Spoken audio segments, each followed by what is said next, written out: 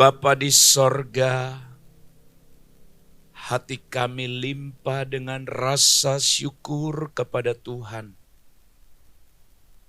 Sebab oleh kemurahan-Mu kami ada sampai saat ini. Di minggu kelima, minggu terakhir pada bulan yang ketujuh, Tuhan. Bersyukur sepanjang bulan ini kami boleh beribadah kepadamu. Karena kami sadar semua pemberian yang baik adalah berasal dari Tuhan. Tidak ada sesuatu yang dapat kami peroleh untuk diri kami, kalau bukan karena Allah memberi kami kekuatan dan kemampuan. Menyadari akan hal itulah, maka kami selalu merindukan Engkau untuk bersyukur, untuk memuji nama-Mu. Kami sudah menyembah-Mu saat ini. Oh Tuhan, kami beri kesempatan kepadamu seluas-luasnya untuk mengajar kami melalui firman Allah. Biarlah setiap kami boleh memperhatikan setiap kata kalimat yang akan diucapkan dalam pemberitaan firman-Mu pagi ini. Urapi hamba-Mu ini Tuhan, supaya dia mampu mempercakapkan segala yang berasal dari Tuhan. Segala yang berkenan di hadapan Tuhan. Sehingga firman itu akan mengubahkan setiap kami. Urapi kami sekaliannya Bapa. Kami sudah siap menyambut firman Allah. Di dalam nama Tuhan Yesus Kristus kami sudah berdoa. Haleluya. Amin. Amin. Shalom Bapak Ibu yang dikasihi Tuhan. Salam sejahtera bagi kita sekalian jemaat yang kekasih dalam Kristus di minggu yang kelima. Atau minggu yang terakhir pada bulan yang ketujuh ini. Bertalian dengan tujuan hidup di dalam Kristus. Maka firman hari ini saya beri judul Memahami Esensi Karunia Tuhan. Memahami esensi karunia Tuhan. Esensi itu artinya yang pokok, yang mendasar. Jadi hari ini kita akan memahami karunia Tuhan dalam hidup kita. Sebab orang yang tidak memahami karunia Tuhan dalam hidupnya, tidak heran pada akhirnya karunia itu dibiarkan. Atau orang yang tidak memahami esensi karunia Tuhan dengan benar, maka karunia itu digunakan bukan untuk kemuliaan Tuhan. Nah, saudara-saudara berbicara mengenai karunia Tuhan. Dalam teologi Kristen atau dalam iman Kristen, saudara-saudara, konsep karunia Tuhan itu adalah suatu keyakinan mendasar. Keyakinan fundamental mengenai hubungan antara Tuhan Allah dan manusia. Hubungan Allah dengan manusia itu didasarkan pada suatu karunia Tuhan. Karunia Tuhan itu juga mengacu pada anugerah. Ini artinya karunia Tuhan. Atau pemberian istimewa yang diberikan oleh Allah kepada manusia tanpa memperhitungkan jasa atau usaha manusia itu sendiri. Itulah artinya karunia. Pemberian yang sangat istimewa. Dan pemberian itu diberikan kepada saudara dan saya bukan karena kita baik. Bukan juga karena sesuatu yang sangat luar biasa ada pada diri kita. Namun konsep ini saudara-saudara, karunia Tuhan berdasar pada keyakinan bahwa Allah adalah pencipta. Pencipta yang penuh kasih. Dan dia memberikannya kepada kita sebagai ciptaannya. Dan pemberian itu sebagai ungkapan atau tanda kasih dan perhatian daripada dia.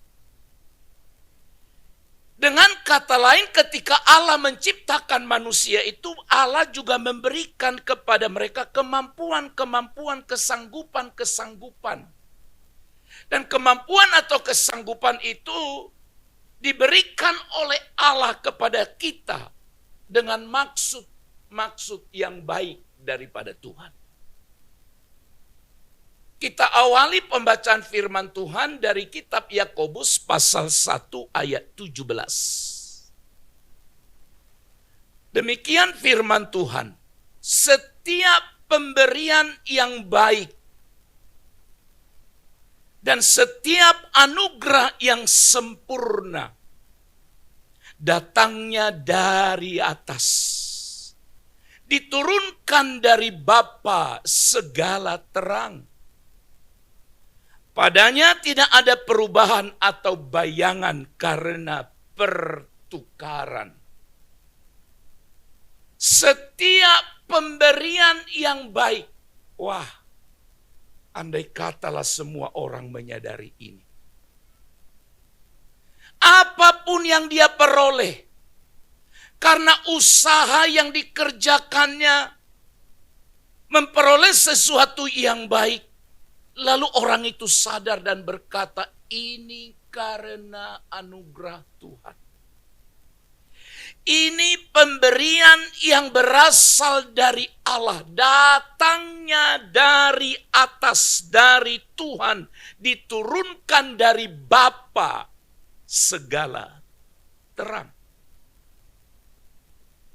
Saudara-saudara, termasuk di dalamnya karunia Tuhan itu pemberian. Nah, oleh sebab itu, Bapak Ibu yang terkasih, karunia Tuhan itu harus kita pahami sebagai anugerah yang luar biasa yang diberikannya kepada setiap orang, yaitu orang-orang yang percaya sesuai dengan, sekali lagi, sesuai dengan kedaulatannya. Karunia-karunia ini, saudara-saudara, ini yang harus kita pahami. Inilah esensi yang mendasar itu. Bahwa karunia Tuhan itu diberikan, saudara-saudara, tujuannya adalah, perhatikan baik, untuk memperkuat tubuh Kristus dan untuk melayani sesama. Itulah tujuan Allah menganugerahkan atau memberi karunia kepada setiap orang percaya. Memperkuat tubuh Kristus artinya dipergunakan untuk tubuh Kristus, memperbesar kerajaan Allah dan juga untuk melayani sesama. Nah, hari ini bersama-sama kita mencoba mempelajari apa yang dikatakan Alkitab tentang karunia Tuhan. Dan bagaimana saudara dan saya dapat mengembangkannya dalam kehidupan keseharian kita. 3 kebenaran ingin saya sampaikan bertalian dengan esensi karunia Tuhan. Hal yang pertama saudara-saudara, pentingnya, kata penting. Supaya tidak seorang pun menganggap itu biasa. Tapi pentingnya karunia Tuhan dalam kehidupan kekristenan kita. Roma pasal 12 ayat 4 sampai ayat yang ke-6. Sebab sama seperti pada satu tubuh, kita mempunyai banyak anggota. Tetapi tidak semua anggota itu mempunyai tugas yang sama. Oke ya Bapak Ibu? Tidak semua anggota itu mempunyai tugas yang sama. Namun sama-sama penting. Justru menjadi sangat tidak penting kalau ada banyak anggota tubuh, tugasnya sama. Oke ya saudara-saudara. Banyak anggota tubuh tapi tugasnya sama. Saya lanjut ayat yang kelima. Demikian juga kita. Walaupun banyak, adalah satu tubuh di dalam Kristus. Siapa maksudnya kita? Orang percaya. Tetapi kita masing-masing adalah anggota yang seorang terhadap yang lain. Sama-sama memerlukan. Demikianlah kita mempunyai karunia yang berbeda-beda menurut anugerah yang dianugerahkan kepada kita. Jadi bukan karena pendidikan, bukan karena latar belakang, bukan karena kehebatan saudara dan saya, maka Tuhan memberi karunia. Alkitab dengan jelas berkata, menurut anugerah yang dianugerahkan kepada kita. Jika karunia itu adalah untuk bernubuat, baiklah kita melakukannya sesuai dengan iman kita.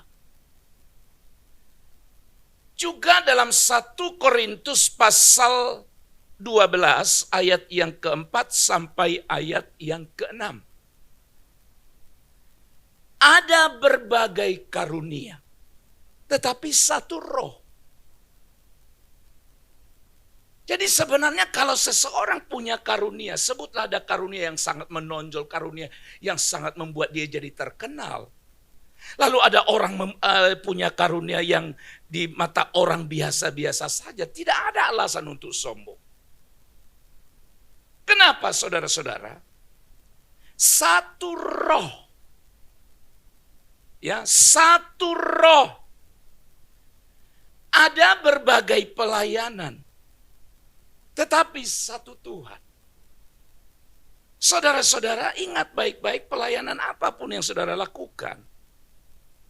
Itu sama-sama penting. Tapi itu diperuntukkan hanya untuk satu tujuan, yaitu Tuhan. Satu Tuhan. Ada pula berbagai kegiatan, tetapi Allah yang sama juga yang mengerjakan semuanya dalam semua orang. Nah, ayat-ayat ini saudara-saudara hendak mengajarkan kita bersama-sama untuk memahami betapa pentingnya. Sekali lagi setiap orang Kristen harus sadar, harus paham betapa pentingnya karunia Tuhan dalam kehidupan kita. Karunia Tuhan itu adalah bagian yang tak terpisahkan dari tubuh Kristus. Itu sebabnya setiap orang percaya menerima satu atau beberapa karunia yang berbeda-beda sesuai dengan rencana dan kehendak Allah. Tapi tidak ada manusia yang diizinkan Tuhan terlahir ke dunia ini tanpa memiliki karunia apapun. Semua orang punya karunia, minimal satu. Ada yang lebih. Namun saudara-saudara, karunia-karunia yang berbeda-beda itu diberikan oleh Allah sesuai dengan rencana dan kehendaknya. Karunia-karunia inilah yang memberi kita kekuatan, memberikan kita kemampuan, memberikan kita hikmat, memberikan kita bakat-bakat istimewa yang bertujuan untuk melayani Tuhan dan sesama dengan cara yang sangat unik. Jadi saudara-saudara, tolong berhenti sejenak berpikir. Jangan sampai kita mati, karunia itu tak pernah difungsikan.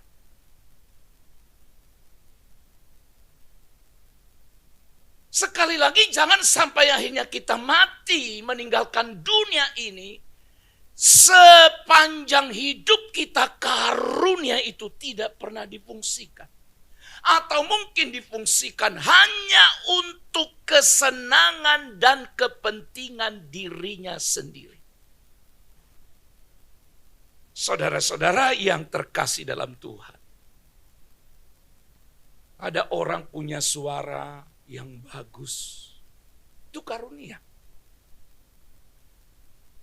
Andai katalah suaramu yang bagus itu engkau gunakan untuk kemuliaan Tuhan, melayani Tuhan.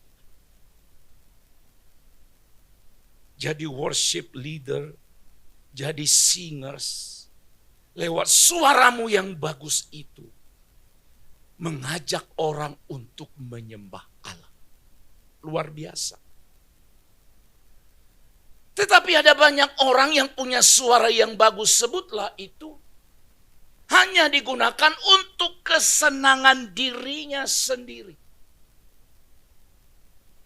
Saudara-saudara, saat ini saudara berhenti dan memikirkan sejenak.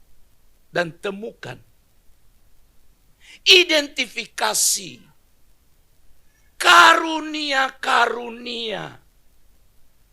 Yang ada pada saudara. Untuk tidak disembunyikan. Untuk tidak dikuburkan. Tapi mulai menggalinya. Mulai sadar ini pun karena kemampuan yang Allah beri. Aku akan mengembalikannya, memberikannya untuk dia. Dan untuk kepentingan sesama. Saudara-saudara. Ingat baik-baik. Tidak ada di antara kita yang tidak punya karunia. Hanya saudara berkata, enggak ada karunia aku Pak. Siapa bilang enggak ada? Bagi saya sederhana saja untuk menguji. Menyebut karunia itu ada padamu. Apakah karunia itu saya bisa lakukan atau tidak? Atau apakah itu karunia saya atau tidak?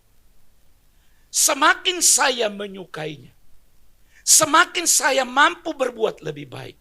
Dan semakin saya bisa pergunakan dan lakukan itu untuk Tuhan dan untuk sesama. Saya mengklaim diri.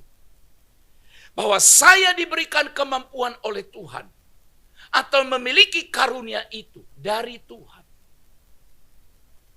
Jadi saudaraku yang dikasih oleh Tuhan. Tugas kita sekarang adalah memunculkan karunia-karunia itu. Mengasah karunia-karunia itu. Menggunakan karunia-karunia itu. Tidak untuk disembunyikan. Saudara-saudara, oleh sebab itu. Saya ulang kalimat ini sekali lagi. Tidak ada seorang pun di antara kita yang tidak punya karunia. Oleh sebab itu jadilah rendah hati. Dan gunakanlah karunia-karunia itu untuk membangun gereja Tuhan. Dan juga untuk melayani orang lain. Kita harus bekerja bersama atau bekerja sama sebagai tubuh Kristus. Saling melengkapi. Menghormati karunia satu sama lain. Kau punya karunia 2, kawanmu 1, engkau 5, yang lain 1. Berarti yang 5 itu memiliki tugas dan tanggung jawab yang jauh lebih besar dari yang punya 1 itu. Tapi entahkah 1, entahkah berapa, semuanya itu harus diperuntukkan, dikembalikan kepada Allah. dengan tujuan untuk membangun tubuh Kristus dan melayani satu dengan yang lain. Berarti betapa pentingnya kita memahami karunia Tuhan yang ada dalam diri kita. Untuk apa karunia itu? Sekali lagi, untuk kemuliaan Tuhan. Hal yang kedua, selain kita merasa atau memahami bahwa itu penting, maka yang kedua adalah kita harus mengenal dengan baik karunia yang kita miliki. Ya, kenali baik-baik. Kita baca dulu firman Tuhan dalam 1 Korintus pasal 12 ayat 7. Kepada tiap-tiap orang.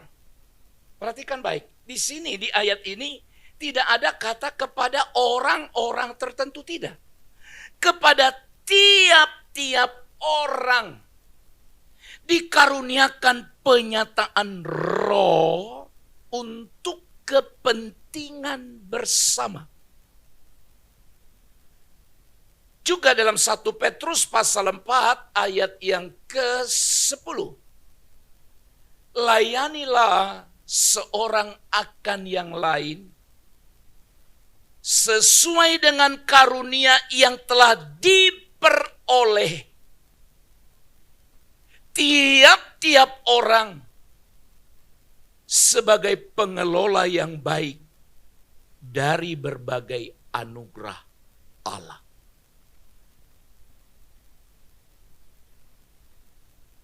Sembari saudara duduk di hadapan Allah hari ini, dapatkah saudara menemukan dan mengatakan dalam hati saudara atau kepada diri saudara berkata, ini karuniamu.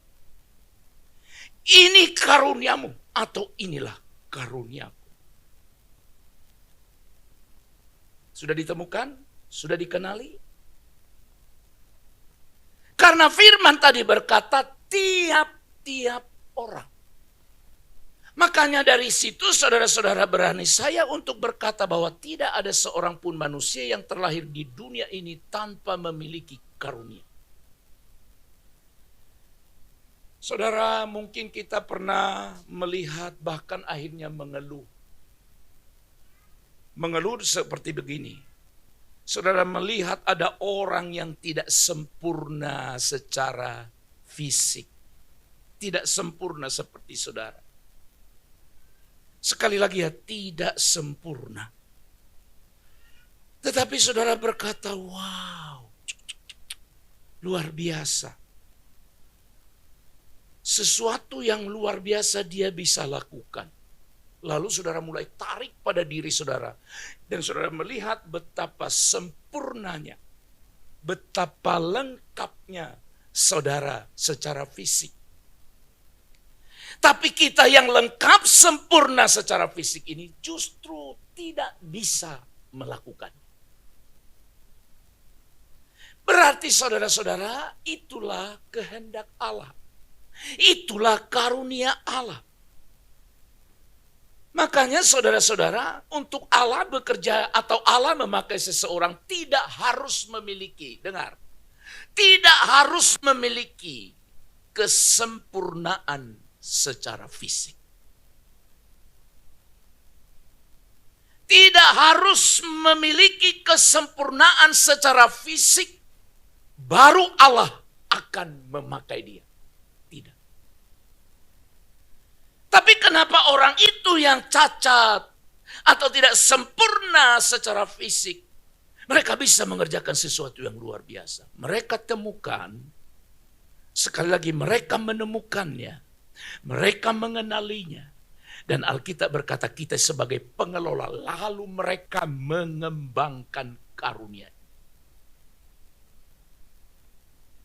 Setiap orang percaya memiliki peran penting dalam tubuh Kristus. Yang percaya katakan amin. Ulang sekali lagi, siapa tahu ada yang melamun. Setiap orang percaya memiliki peran penting dalam tubuh Kristus. Ayo ucapkan bersama-sama supaya saudara yakin. 2, 3. Setiap orang percaya memiliki peran penting dalam tubuh Kristus. Sekarang ganti setiap orang percaya. Katakan dengan saya. Saya memiliki peran penting dalam tubuh Kristus. 2, 3 ya. Haleluya. Amin. Jadi saudara jangan minder ya. Jangan minder.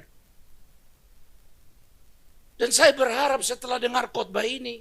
Akan ada orang berkata kepada saya. Pak, saya mau terlibat pelayanan sebelum aku mati. Sebelum aku mati. Jangan sampai karunia ini hanya untuk kepentingan diriku sendiri. Padahal engkau memberikan itu kepada saya. Supaya melalui karunia itu engkau dipermuliakan. Oh Pak, aku sudah tua. Tidak apa-apa tua. Ya nggak bisa lagi aku singers. Nggak harus singers Pak. Sebenarnya aku mau main musik. Silakan. Tidak ada masalah usia pemain musik. Asalkan saudara mampu melakukannya dengan baik dan Tuhan dipermuliakan. Oke ya. Jangan sampai terlambat. Lalu nanti kalau sudah sakit-sakitan. Iya kan. Sudah nggak sanggup lagi. Muncullah keinginan kerinduan untuk melayani Tuhan. Suaraku yang bagus ini. Lalu saudara mulai coba tawar-menawar dengan Tuhan. Tuhan, kalau apa? Kalau engkau sembuhkan aku, maka aku akan menggunakan karunia yang kau berikan kepadaku untuk memuliakan engkau dan melayani sesama. Tuhan tinggal bilang dulu waktu kau sehat kenapa? Dulu waktu engkau mampu kenapa? Sekarang sudah sakit lalu kau coba tawar-menawar. Kalau aku sembuh. Saudara-saudara, kita diundang untuk mengenali. Kita dipanggil untuk mengenali dan memahami karunia-karunia Tuhan yang diberikannya kepada kita. Karunia itu bukan untuk menyombongkan diri, tetapi untuk menghormati pemberiannya dan menjalankan tugas kita dengan setia. Saudara masih bingung? Tidak perlu bingung. Cari dengan cara apa? Engkau berdoa. Engkau berdoa. Engkau memberikan dirimu untuk dibimbing oleh Tuhan. Dari mana saudara tahu mampu untuk melakukan itu kalau nggak pernah digunakan? Dari mana saudara tahu? Apakah saudara bilang, saya itu jago main piano? Pernah coba? Enggak. Tapi saya jago. Saya punya kemampuan di situ. Udah pernah coba? Enggak. Dari mana saudara tahu bahwa saudara mampu memainkan piano dengan baik? Harus karena dicoba. Kalau hanya berkata saya punya keahlian, punya kecakapan khusus di situ. Pernah dicoba? Tidak pernah. Tapi saya percaya. Saya mampu melakukannya dengan baik. Saudara-saudara, mari kita bertumbuh dalam pengetahuan dan pelayanan kita. Serta berlatihlah dengan tekun untuk menjadi semakin mahir dan semakin mampu menggunakan karunia-karunia itu. Ada orang punya karunia yang luar biasa, punya karunia berdoa. Kalau saudara dengar dia berdoa bagus, susunannya bagus. Ada orang disuruh berdoa, bolak-balik ke situ, panjang sekali doanya, tapi bolak-balik ke situ, naik lagi ke situ. Udah mau landing, naik lagi. Ibarat pesawat yang sedang kesulitan untuk landing gitu ya. Karena ada orang sudah mau landing, naik lagi ke atas. Kita pikir sudah mau amin, naik lagi ke atas. Tapi saudara pernah mendengar ada orang berdoa? Tidak panjang. Sistematis, tapi mencakup semuanya. Ini hebat, ini luar biasa. Itu karunia. Saya harus kembangkan.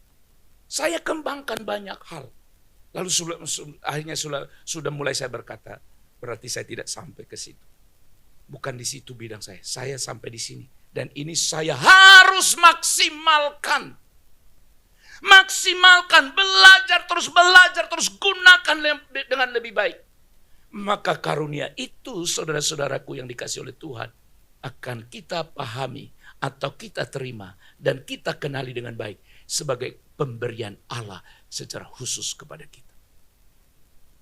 Setelah saudara tahu itu penting, setelah saudara tahu atau saudara mengenal itu karuniamu, maka yang terakhir, yang ketiga adalah berbagi karunia untuk kemuliaan Tuhan. Kata berbagi sama dengan menggunakannya. Jangan hanya bilang itu penting. Kedua, saya punya karunia. Tapi berhenti di level yang kedua ini. Tidak ada artinya apa-apa. Sekalipun saudara tadi berkata di nomor 1, tahu itu penting. Yang kedua, saya sudah mengenali karunia Allah dalam diri saya. Tapi yang ketiga,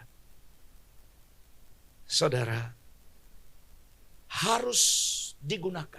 Harus berbagi. Kembali 1 Petrus pasal yang keempat ayat 10-11. Firman Tuhan berkata demikian. Layanilah seorang akan yang lain sesuai dengan karunia yang telah diperoleh tiap-tiap orang sebagai pengelola yang baik dari berbagai anugerah Allah. Ayat 11. Jika ada orang yang berbicara, baiklah ia berbicara sebagai orang yang menyampaikan firman Allah. Jika ada orang yang melayani, baiklah ia melakukannya dengan kekuatan yang dianugerahkan Allah. Supaya Allah dimuliakan dalam segala sesuatu melalui Yesus Kristus. Saudara, perhatikan kalimat terakhir. Dialah yang empunya, Tuhanlah yang empunya kemuliaan dan kuasa sampai selama-lamanya. Amin. Berarti saudara-saudara, karunia yang ada pada kita harus dibagikan dalam arti digunakan. Kalau ada orang yang berbicara, tetap digunakan untuk kemuliaan Tuhan. Kalau ada orang yang melayani, harus digunakan juga untuk kemuliaan Tuhan dengan kekuatan. Nah, ini yang membuat kita senantiasa memohon supaya Tuhan menolong kita melayani.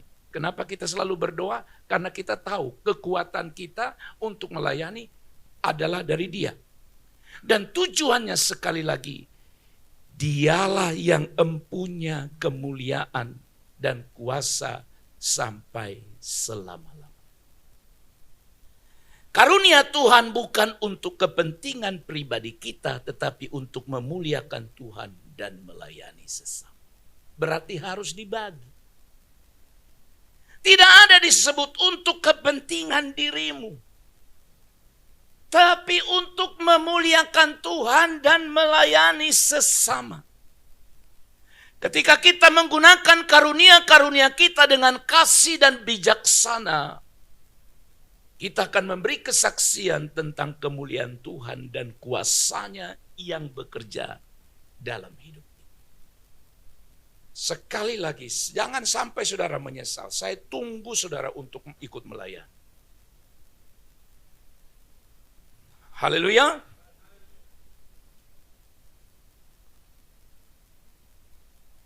Saya yakin Pak Selo ini sekarang sangat menggebu-gebu untuk melayani. Kepingin dia, tapi mulai terbatas. Mungkin dia katakan begini, andai kata laku sehat sempurna, aku akan lakukan ini. Dan saya yakin sekali saya percaya, dia pernah berdoa kepada Tuhan. Tuhan, kalau Engkau sembuhkan aku secara sempurna, aku akan melayani Engkau. Apapun Kau suruh sama aku, akan kulakukan. Nah, itu pembelajaran. Sekarang kau masih bisa lari ke sana kemari, masih bisa naik sana, naik turun, mau lompat-lompat. Gunakan untuk Tuhan. Haleluya. Jadi saya diterima Pak melayani, ku terima. Datanglah hari Selasa. Dulu kan tanya pelayan-pelayan ini, mungkin mereka lupa. Dulu di pelayanan itu saya kasih form sama mereka, isi. Saya bukan tentukan. Saya kasih banyak pilihan di situ. Saudara itu di mana lebih nyaman melayani? Dulu ada form itu. Sudah sekian banyak yang saya buat di situ, tinggal checklist.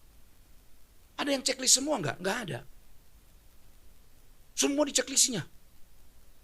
Enggak ada. Saya enggak ada. Pertanyaannya yang kedua, ada enggak yang tidak menceklis? Enggak ada juga. Ada yang checklist 2, ada yang checklist 3, ada yang lebih. Nah, nanti kita ulang lagi. Ya enggak apa-apa, kita perbaharui. Supaya istilah the right man, apa lanjutnya? On the right place. Artinya, tetapkanlah seseorang itu pada tempat yang sebenarnya di mana dia mampu, nyaman, dan ahli untuk melakukannya. Oke, nanti saudara sudah coba sekian lama, saudara merasa tak pernah nyaman, tak pernah bagus. Pak, boleh direvisi. Ternyata saya tidak di situ. Sudah coba berkali-kali. Oke, cari yang lain. Tapi tidak mungkin tidak ada. Dan saudaraku yang dikasih oleh Tuhan Yesus Kristus, segala yang diberikan oleh Allah bagi kita, Alkitab berkata untuk Tuhan dipermuliakan. Jadi berilah fokus dalam pelayanan kita untuk Tuhan dan orang lain, bukan untuk pujian atau penerimaan manusia terhadap diri kita, tidak perlu. Mari kita melayani dengan rendah hati dan mengikuti tuntunan Allah. Sehingga karunia-karunia kita menjadi berkat bagi banyak orang dan membawa kemuliaan bagi Tuhan dan gerejanya. Lalu saudaraku yang dikasih oleh Tuhan hari ini, ya, saudara harus memahami karunia Tuhan itu dengan benar. Yang pertama, saudara, pahami esensinya. Hal yang sangat pokok dan mendasar. Kita harus tahu, harus sadar betapa pentingnya karunia Tuhan dalam hidup kita. Dan yang kedua, saudara-saudara, mengenal, kenali, temukan karunia Allah dalam dirimu. Tapi tidak boleh berhenti sampai di 2 langkah ini. Yang ketiga adalah berbagi, menggunakannya, menggunakan karunia itu untuk kemuliaan Tuhan. Oleh sebab itu saudara-saudara, kembangkanlah karunia Tuhan yang ada padamu sebagai tugas yang suci dan mulia daripada Tuhan. Dan marilah kita bersama-sama mencarinya, memintanya kepada Tuhan dan menggunakan karunia itu untuk membangun tubuh Kristus dan menyampaikan kasih Tuhan kepada dunia yang membutuhkan. Maka melalui pelayanan kita, saudara-saudara, kemuliaan Tuhan dinyatakan dan banyak jiwa dapat ditarik dan dibawa kepada Tuhan. Akhirnya kita menemukan tujuan hidup yang sesungguhnya di dalam Kristus. Amin. Kita berdoa. Bapa, kami mengucap syukur. Hari ini firman-Mu mengajarkan kepada kami 3 hal yang sangat esensi dari karunia Tuhan. Kami diajar supaya kami memahami betapa pentingnya karunia Tuhan dalam hidup kami. Dan Tuhan tolong kami supaya kami dapat mengenali karunia Allah dalam diri kami. Kalau ada di antara umat-Mu yang tidak mengerti atau tidak mengetahui karunia apa yang ada pada mereka, Tuhan nyatakanlah. Dan setiap kami yang sudah mengenali, sudah menemukan karunia Tuhan dalam hidup kami, kami dipanggil untuk berbagi, menggunakannya untuk kemuliaan Tuhan. Sehingga dengan demikian hidup kami memiliki tujuan yang benar di dalam Kristus Yesus Tuhan kami. Berkati seluruh umat Tuhan yang sudah mendengarkan firman ini. Dalam nama Yesus kami berdoa. Haleluya. Amin.